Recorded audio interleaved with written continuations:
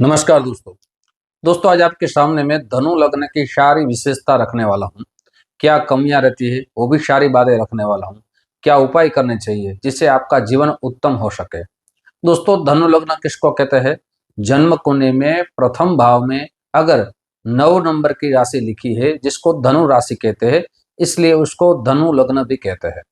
साथ ही धनु लग्न के जातक अक्सर पाया गया है कि अपने जीवन में अग्रसर रहते हैं। उसको सुंदरता बहुत प्रिय रहती है। आध्यात्मिक तौर से बहुत आगे रहते हैं।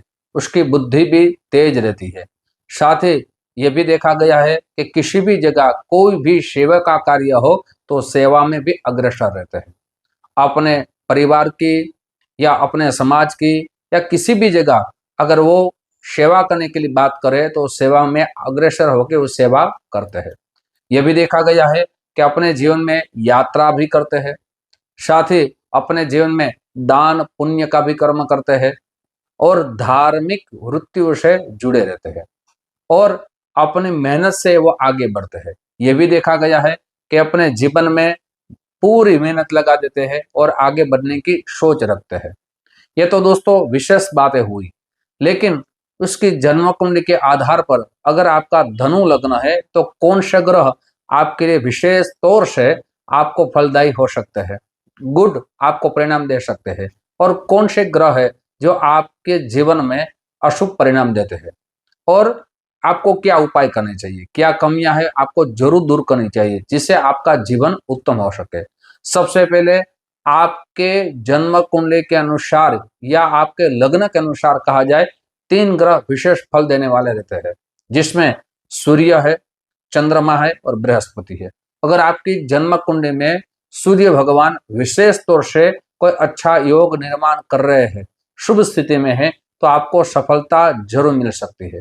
अगर आपकी जन्म कुंडली में ये 3 ग्रह जो आपके अशुभ फल प्रदान करते हैं तो अशुभ स्थान में है या आपके जीवन में अशुभ फल की प्राप्ति जरूर होगी। ये 3 ग्रह कौन से है?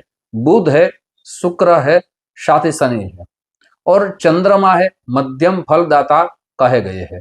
दोस्तों, साथ ही ये भी देखा गया है कि ये धनु लग्न के जातक बोलने में बहुत होशियार रहते हैं, अपने ज्ञान विशेष रहता है, पढ़ाई में बहुत आगे रहते हैं, पढ़ाई करने में भी मेहनत करते हैं। साथ ही ये भी देखा गया है कि धनु लग्न के जातक 3 दर्जे में आगे रहते हैं। न्यायाधीश में उसको अक्सर देखा गया है, पुलिस में अक्सर देखा गया है, या रक्षा जहां हमारे देश के सैनिक करते हैं वहां भी उसको देखा गया है। क्योंकि दोस्तों मेहनती है, साथ ही ज्ञान वाले रहते हैं, इसलिए 3 जगह अक्सर उसको पाया जाता है और उसमें पद उन्नति उसकी भी रहती है। दोस्तों, उसकी कमियां की हम बात करें, लेकिन उनसे पूर्व मेरी एक छोटी सी गुजारिश है। जो मेरे नए दोस्त ये मेरा चैनल देख रहे हैं, दोस्तों अगर इस चैनल को आपने सब्सक्राइब नहीं किया है तो जरूर सब्सक्राइब कर लीजिए। ऐसी जानकारी आपके सामने हम रखता रहेंगे। साथ ही दोस्तों ये वीडियो अपने दोस्तों में ज्यादा से ज्यादा शेयर कीजिए, उसको भी अगर धनु लगना है तो अच्छी जानकारी, शास्त्रोक्त जानकारी प्राप्त हो सके। साथ ही दोस्तों बहुत से वीडियो में हम कह चुके हैं, अगर आपको अपनी जन्म कुंडली के बारे में जानना है तो यहाँ नंबर दिया गया है और संपर्क करने का समय, अपॉइंटमेंट लेने का समय सुबह 10 बजे से दोपहर को 1 बजे तक है, शाम को 5 बजे से रात को 9 बजे तक है। उस समय कॉल करें, आपको अपॉइंटमेंट दी जाएगी। ऑनलाइन की व्यवस्था हमने रखी है। आप अपना नाम, जन्म डेट, जन्म समय, जन्म स्थल ये सब भेज देंगे, सुनिश्चित दक्षिणा भेज देंगे। आपकी कुंडली बना के आपके उपायों के साथ आपको समझाया भी जाएगा और आपको उपाय लिख के भेजा भी जाएगा। दोस्तों अब हम कमियां की बात करें कि ऐसे लोगों में क्या कमियां रहती है। साथ ही यहाँ आपको 3 बहुत ही ध्यान देना होगा। सबसे पहले आपकी संतान में आपको ध्यान देना होगा। आप तो आगे बढ़ जाते हैं और आपका समय है, उस समय में अगर आपके संतानों में ध्यान नहीं देंगे तो संगत दोष के कारण उसका जीवन बर्बाद हो सकता है।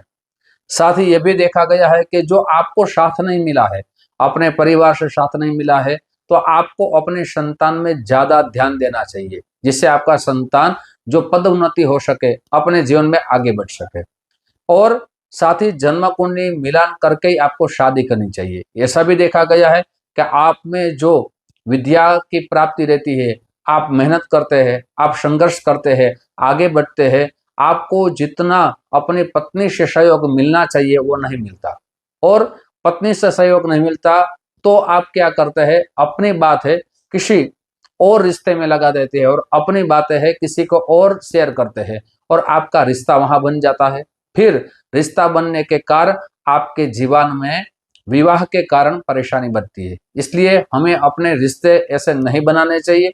अपनी सारी बातें अपनी पत्नी को या अपने पति को जरूर बतानी चाहिए। साथ ही दोस्तों, ये भी कमियां देखी गई है कि आपके जीवन में जो आप मेहनत करते हैं, आपको जो मान सम्मान मिलना चाहिए, जो यश की प्राप्ति होनी चाहिए, वो नहीं मिलता, तो आपका क्रोध बढ़ जाता है।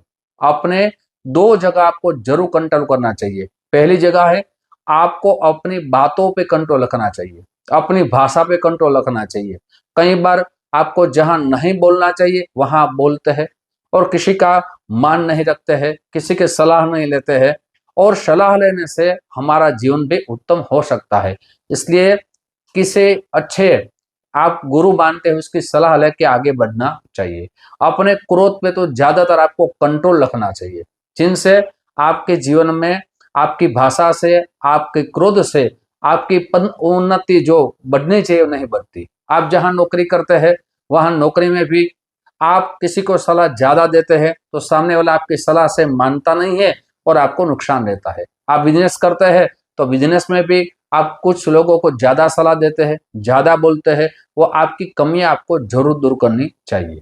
साथ ही दोस्तों, ये भी देखा गया है कि अपने जीवन में मेहनत करते हैं, राजनीति में वो फंस जाते हैं, उसके पीछे कोई ना कोई तरह उसकी राजनीति कर देते हैं, और ज्यादातर वो आगे बढ़ने में वो फंस जाते हैं। दोस्तों, आज आपके सामने मैंने धनु लग्न की कमियां की बात की है, विशेष जो बातें की है, ये भी उपाय भी दे रहा हूं। ये उपाय करने से आपके जीवन में आपको जो प्राप्त नहीं हुआ है, आप श्रद्धा से, भाव से ये उपाय करेंगे, जरूर प्राप्त रहेगा। सबसे पहले आपको जो आपके प्रबल ग्रह है उसमें सूर्य भगवान है, सूर्य भगवान की आपको प्रतिदिन उपासना करनी चाहिए।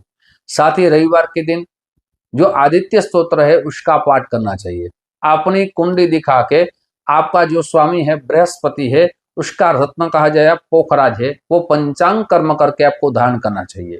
या आपको माणिक भी रत्न अवश्य धारण करना चाहिए, जो आपकी पदोन्नति हो सके। रविवार के दिन आप जो है पीले रंग की वस्तु का दान करना चाहिए, और अपने जीवन में भी पीले रंग का ज्यादा उपयोग करेंगे आपके लिए बहुत ही अच्छा रहेगा। साथ ही आपको भूरे रंग से बचना चाहिए, काले रंग से बचना चाहिए। ये आप उपयोग नहीं करेंगे तो आपके लिए बहुत अच्छा रहेगा। दोस्तों, आज धनु लग्न की सारी बातें मैं आपके सामने रखी, ऐसी ज्योतिष की बातें आपके सामने मैं रखता रहूंगा। आप जो हमें प्यार दे रहे हो, उस प्यार के लिए आप सभी को दिल से बहुत बहुत धन्यवाद। जय श्री कृष्ण, महादेव हर।